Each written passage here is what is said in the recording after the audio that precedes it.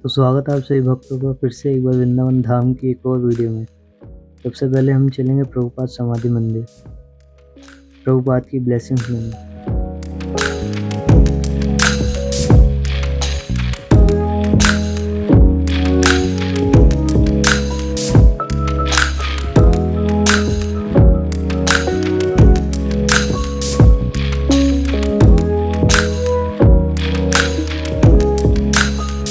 आज हम चलेंगे काली देवी मंदिर। उस घाट पर यह भगवान कृष्ण ने कालिया नाग का उद्धार किया था।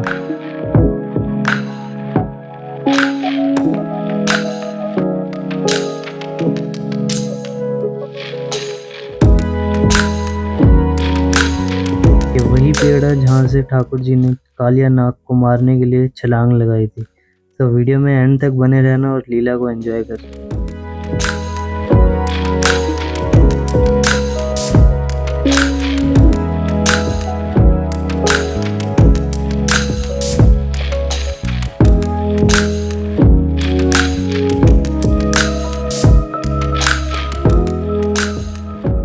हरे कृष्णा।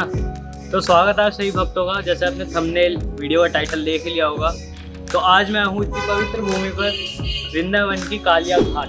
मैं कालिया घाट पे खड़ा हूँ इस वक्त, और ये वही पेड़ है कि जहाँ से ठाकुर जी कूदे थे। ये वही कदम का वृक्ष है।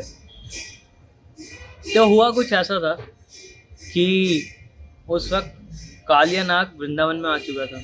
वृंदावन में आके उसने बहुत अत्याचार कर रहा था। क्यों? क्योंकि जिस भी भूमि पर उसका जहर गिरता, वो सरोवर का कुंड तो बिल्कुल विषैला हो चुका था, लेकिन जिस भूमि पर भी गिरता था आसपास यमुना जी के, तो पेड़ पौधे तक सब नष्ट हो जाते थे। सब नष्ट हो चुके थे। अब सवाल आता है, अरे भाई तू कह रहा है कि सब नष्ट हो चुके थे, तो ये क्यों नहीं हुआ? जब पेड़ पौधे सब नष्ट हो गए तो ये पेड़ क्यों नहीं हुआ? तो वह कुछ ऐसा था, गरुड़ जी जब अमृत लेके जा रहे थे तो कुछ बूंदें इस पर गिर चुकी थी, तो उसकी वजह से ये अमर हो चुका है। और ये द्वापर युग नहीं, उससे भी कई वर्षों पहले का है। तो सोचिए, देखिए कितने वर्ष पुराना होगा, है ना। तो जब ये हुआ तो ठाकुर जी को पता लग गया। तो ठाकुर जी यहाँ क्रीड़ा कर रहे थे। ठाकुर जी बड़े हो चुके थे थोड़े, और अपने बच्चों के साथ, अपने बच्चे कह रहा हूँ, अपने मित्रों के साथ क्रीड़ा कर रहे थे। क्रीड़ा करते करते प्यास लगी ग्वाल बालों को, गैया को, सबने पानी पिया तो मूर्छित हो गए। जिसने पानी पिया मूर्छित हो गए।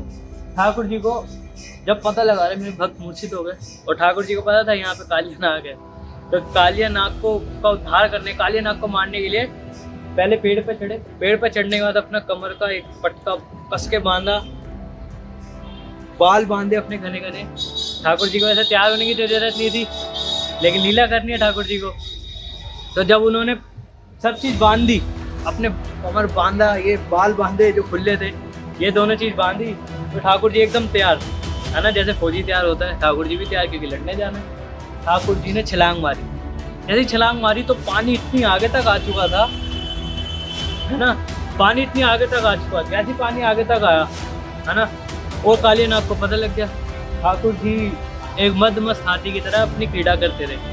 क्रीड़ा कर रहे, उसको कालिया नाग को पता लग गया। कालिया नाग को पता लगा, कालिया नाग बाहर आया। कालिया नाग जैसे बाहर आया तो ठाकुर जी उसे भगा रहे थे इधर से उधर।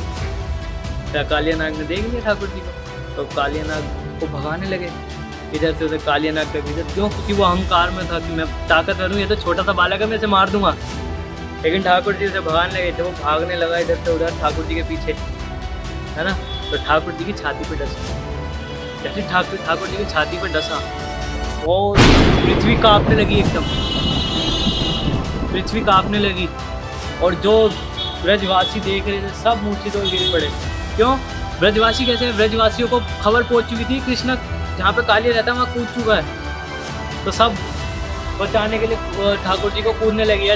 नंद बाबा, यशोदा मैया सब कूदने लगे कि अरे लाला कूद गया है। लेकिन बलराम जी उस वक्त आए नहीं थे ठाकुर जी के साथ। बलराम जी घर थे, लेकिन बलराम जी उन लोगों के साथ आए तो ठाकुर जी ने ठाकुर जी को उस वक्त पकड़ लिया था कालिया नाग ने। तो बलराम जी देख रहे थे खुश होके। तो यशोदा मैया और नंद बाबा जब कूदने लग रहे थे, बलराम जी ने रोक दिया। अरे नहीं नहीं, क्यों? क्योंकि बलराम जी को तो सब पता है, वो तो अनंत शेष है, ठाकुर जी की हमेशा सेवा में ही रहते हैं, है ना। तो अनंत शेष ना आ गए। तो जब उन्होंने देखा तो ठाकुर जी ने बलराम जी ने उन्हें रोक दिया। बलराम जी ने जैसे ही रोका, रुक जाओ, कुछ नहीं होगा, कृष्ण आ जाएगा। तो क्यों सारे कूदने लग रहे थे। तो जब कृष्णा ने देखा कि अरे मेरे भक्त मेरे लिए दुखी हो रहे हैं, ठाकुर जी ने अपना विस्तार कर लिया, शरीर का विस्तार करने लगे। तो कालिया नाग की जो पकड़ थी वो ढीली होने लगी। उसके बाद जैसी ढीली हुई, काली नाग की पूंछ पे पैर रखा, पैर रखने के बाद सीधा फन पे पैर रखा और नृत्य चालू कर दिया। नृत्य चालू करने लगे जैसे, उसी वक्त देवलोक में ठाकुर जी की ये लीला देख के देवी देवता भी, कोई शंख बजा रहा है, कोई नगाड़ा बजा रहा है, कोई बीन बजा रहा है, सब ठाकुर जी को प्रसन्न करने के लिए सब लग गए नृत्य करने के लिए कि ठाकुर जी नृत्य कर रहे हैं। तो ठाकुर जी के नृत्य कराने के लिए और वो तेते पैर लग गए। ठाकुर जी को भी आनंद आने लग गया, कोई बांसुरी बजा रहा है, कोई कुछ बजा रहा है। ठाकुर जी तो नृत्य करने लगे, कभी इस फन पे पैर रख रहे, कभी उस फन पे। जब वो फनों पे पैर रख रहे, कालिया नाग का विष सारा बाहर निकल चुका, खून जैसी बाहर आया, खून बाहर आने लगा। और खून जैसी बाहर आया, कालिया नाग एकदम चित्त हो चुका था। कालिया नाग चित्त हो गया, है ना। क्यों? क्योंकि जब हमें भी यही सोचना चाहिए, जब हमारे जीवन में कष्ट आ रहे होते हैं भक्तिमय जीवन में, तो हमें भी यही सोचना चाहिए कि हमारे अंदर का काम, क्रोध, लोभ, मोह, मद मत्सर सब निकल रहा है। ऐसे ही क्या था, उसका अहंकार टूट रहा था। काम, क्रोध, लोभ, मोह जितना भी थे सब उस कालिया नाग का भी निकल चुका था पिट के। जब वो पिट के उसका निकल चुका, तब नाग पत्नियों ने देखा, तो नाग पत्नियों ने कालिया नाग की तरफ से क्षमा मांगी, उनकी स्तुति करी, इनको छोड़ दो। और ये इतना भाग्यशाली है, पुण्य कर्म इसने इतने करे पूर्व जन्म में कि इसके सर पे स्वयं भगवान ने चरण रखे। तो इसने पता नहीं कितने पूर्व जन्म में इतने अच्छे कर्म करे होंगे जो इसे ये सौभाग्य प्राप्त हुआ। तो ठाकुर जी ने उनकी स्तुति सुनी है और ठाकुर जी ने उसको माफ़ कर दिया और छोड़ दिया। छोड़ने के बाद उसको रमणक द्वीप जाने को कह दिया कि जाओ, और मारा नहीं। और भाग्यशाली था तो इसके सर पे चरण पड़ चुके थे, उसे छोड़ दिया और बोला कि तुम जाओ, रमणक द्वीप चले जाओ। उस वक्त कालिया नाग ने भी स्तुति करी अपनी नाग पत्नियों के साथ। तो जब ये हुआ तो अब सवाल आता है कि ठाकुर जी ने उसे मारा क्यों नहीं? जब उसने इतने अत्याचार करा, यमुना जी का ये कर पानी दूषित कर दिया, जहर निकल रहा था अपना, कि जो जहर निकल रहा था तो उबलता हुआ जहर था, सब सांप जो थे उसके फन जो थे सब जाके सब इतना अत्याचार मचा रहे थे, तो उसे जाने को क्या दिया? तो ये धाम की महिमा है कि अगर हम धाम में रहते हैं तो हमारे कई पाप नष्ट हो जाते हैं, धामवास करते हैं तो। और कालिया नाग इतने टाइम से, इतने समय से उस यमुना जी के नदी के किनारे जो कुंड था वहाँ पे रह रहा था, है ना, और इतना धामवास कर रहा है। तो इसलिए ठाकुर जी ने उसे, इस रीज़न ये भी आचार्य बताते हैं कि उसको माफ़ कर दिया, इस रीज़न की वजह से भी।